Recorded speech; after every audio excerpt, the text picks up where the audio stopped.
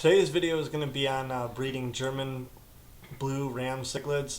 This is actually more difficult fish to breed, especially when it comes to cichlids who are just readily able to breed all the time. German blue cichlids get only about 2.5 inches, whereas the males are about 2.5. The females are about 2 inches. They actually reach this size in about 6 to 8 months because they only live for about 3 years. Sexual maturity is about 4 to 6 months for these guys, but can vary. They can breed even at 3 months, and I've seen some that don't start breeding until 8 to 9 months. When it comes to sexing the German blue ram cichlids, it's actually quite easy because the females are going to have like a pink belly, and also on the males, on the top dorsal fin, their second fin is actually elongated, so it actually sticks out quite noticeably, so it's easy to tell. Plus, as they get older, the male is going to be about 1/2 inch bigger, so that's pretty much like a dead giveaway. But for these guys, they do require like a 20-gallon tank per pair. So I mean, if you want to do 2 or 3 pairs, I would use like a 40-gallon tank with a lot of live plants, a lot of like slate rock for them to breed on, or even broken clay pots leaned up against the side of the aquarium. Another actual dead giveaway for ram cichlids is going to be the black dot. If you look on the black dot on the body of the male, there will be no blue inside of it whatsoever, whereas the female, the blue will actually run, a little up to the edge of it and into it a little bit, or actually even halfway through.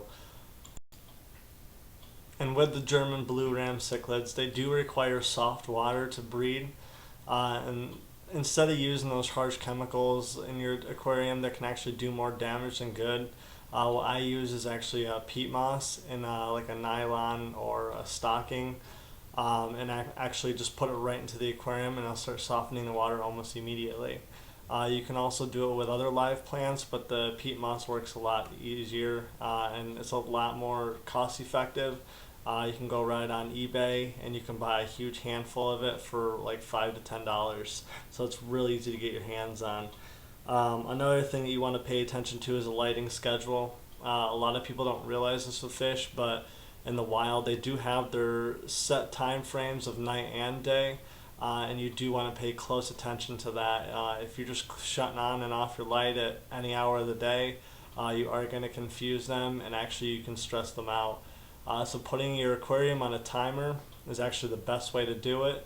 You can do 10 hours of daylight and 14 hours night. It's all up to you, but I would do at least like a 12 and 12 or a 10 and 14. That's the easiest way to do it. Also, even with Danios, I'll be discussing in a later video on how to breed the zebra Danio.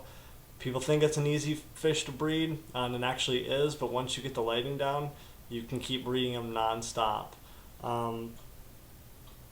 And with the German blues, they do require your temperature to be around 78 to 80 degrees. They can go up to 85 and down to 76, but I recommend just staying at 78 to 80. That way they have a steady, constant temperature. Also, after they breed, they are going to produce, some people say, 20 to about 600 eggs. All the clutches I had were around 200 to 300 eggs per clutch. But the only downfall is only about 40 to 50% of those actually live. The most fry I had out of one clutch was I think about 120 fry, and even then they started to wean themselves out. The parents just for some reason aren't that great. Some blame it on the fish farms over in Asia that just breed for quality looks and not the actual parenting of the German blue. So if you are having high losses, it is kind of normal. Don't be afraid. Like I said, just kind of go with it and hope that they improve their behavior when they're breeding. And after that, your male and female will actually produce usually a clutch every month or 2 months. So you just want to keep them in the same tank, provide a lot of hiding spots, so that way when they bigger a little bit, it's not going to be a big deal. They will get back, making up and then, starting to produce fry again. After about 5 days, They do become free swimming, and that's after they hatch after about 48 hours in the water at about 78 degrees. No matter what, don't increase the temperature of the water when you're trying to hatch the eggs quicker. You're just going to cause more problems. After the 5 days when they do become free swimming, the parents are pretty much around them at all times, and will actually kind of halt eating at all or just a little bit depending on your pair. My fish would actually stop eating almost altogether, and the male would occasionally eat when the babies would. So like I said, these guys are kind of difficult to breed. If you have any questions, post it in the comments. I'll try to answer them as quick as possible. I'll be working on the next video. If you have any recommendations or requests for videos, feel free to post in the comments below. I'll also have links to some of my favorite products in the comments section, and even in the description. Stay tuned. Thanks.